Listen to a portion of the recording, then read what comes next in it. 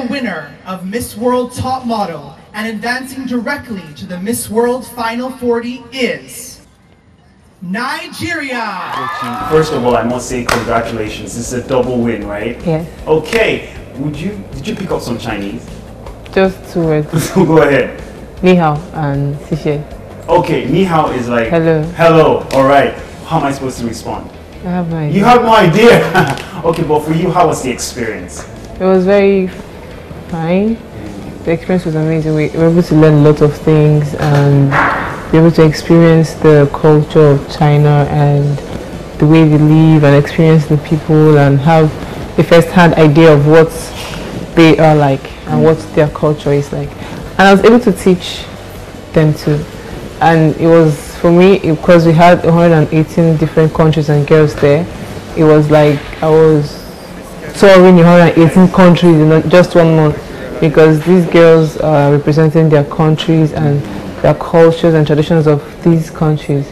And by representing it, it means you have to show other people what you have in your country and teach us what you think we should know about your country. With your background in the modeling business, do you think it helped you? You know, because obviously top model was not an easy task at all. So did that help you? Yes, it did, because I already have experience working runways here in Nigeria. I think it actually helped me to know what to do and what not to do. And I think that actually helped me. Yes, there were other top models there. Some of them had even worked for Paris Fashion Week and worked for so many top designers. And it was a bit discouraging at first, but I was able to put in my best and the results were positive. Okay, now talk to us about your modeling background. You know, were you discovered by a model scout? Did your parents support you back in the days when you just started in the modeling business? Modeling for me started in school. Okay. In Uniben, because I was in a Kama campus and that's where most of the art students are. Get art students too. So some of them used to do fashion shows as their projects. So I used to work for some of the students, yes. So I had friends too who were more exposed in the modeling business, and they introduced me. They told me about Elite Model Look, and I went for Elite Model Look in 2015 and I made top 5. So yes, and I got signed to Beth Model Management, and that was how I started. So I've been working with them since 2015. Now, modeling for you understand, how did it start off in terms of, did it affect school? Did your parents embrace the modeling business like that? Because I know sometimes parents are a bit skeptical. They have a wrong perspective about, or a certain perspective, it might not be wrong, but it's just what they hear. So how was that for you, balancing school and convincing your family that you want to be a model? Yeah, at first my parents weren't really in support of it. They had their own skepticism, like you said, and I had to do a lot of convincing and showing them that it's not what's as bad as people make other people think. Yes, so it wasn't easy convincing them, but I was able to.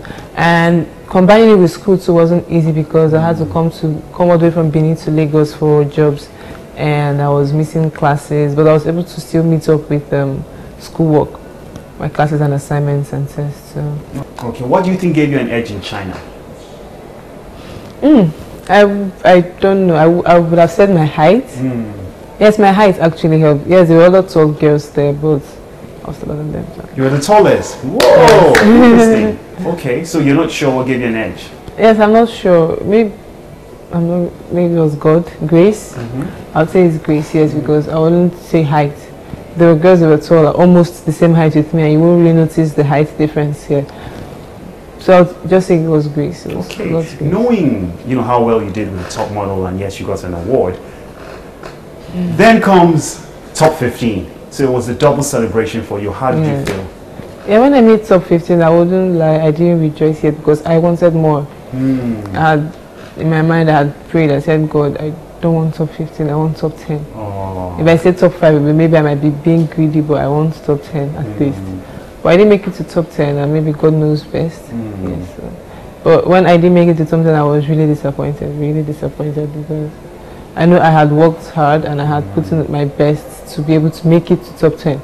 And I don't know why I didn't make top 10, but it's all good. Don't worry, they're the ones missing something. Yeah, they are need they're missing a Nigeria. lot. They're missing so much. They have no Yes, idea. they have no Now, idea. looking at your journey from modeling to MBGN, now Miss World, what would you have to say about all this in a very short while? Or you tell me, has it been a short while or a longer distance? I don't know. It's passed so fast. Like when you're about to go for it. Okay, when I was about going for MBGN, I was like, oh my god, it's taking so long. When is it going to end? And then it came and it passed. Same thing with Miss World. I was there for a month. I was like, oh god, a month, it's like a year. When is it going to end? And it came and it passed. So it's been like very fast for me. And the changes have been also very fast, and it's been difficult for me to adjust to these changes, but hopefully I'll be able to adjust to them. And yes, it has changed a lot of things in my life, the way I do things, the way I think. I've also learned a lot of lessons from this experience and this transition in my life. Yes. So. Okay. Now for your friends, fans, loads of young girls out there who want to get into your shoes. I don't mean these red shoes. If you know what I mean, they want to wear that title. What honestly would you tell them? Because you are a living experience from, should I say, grass to grace, and you're soaring higher. What would you tell them? Because you've gone through several phases now, from being a model, you've gone through the MBGN process, you're still a beauty queen with the MBGN, you've also done Miss World, you've had experience in China. There's still a lot ahead of you. What would you have to tell them? Yeah, so I receive a lot of messages online, like, I like you, you inspire me, I want to be like you. And the first thing I tell anybody is, never want to be like anybody, because there is only one you, and there's only one of that person. I wonder why you would want to live only you, like a unique you, and want to be like someone else. So I believe that instead of trying to be like someone else, try to be the best of yourself. Being yourself actually shows people what you have inside and what you have to offer, because maybe in the process of trying to be like someone else, you might lose the essence that is you. You might lose yourself in the process of being someone else, and maybe because they have seen enough of that other person, they might now ignore you, and then they are looking for you, that is the real you, and you're busy trying to be like someone else. So the best thing I would tell anyone is to be yourself and be the best of yourself. Try as hard as much as possible to give in your best in everything you're going to be doing and everything that you want to do, and always aim for excellence. Yes, because excellence should be a habit. Number 2, for studying fine arts and accountancy, maybe it's her year. We will be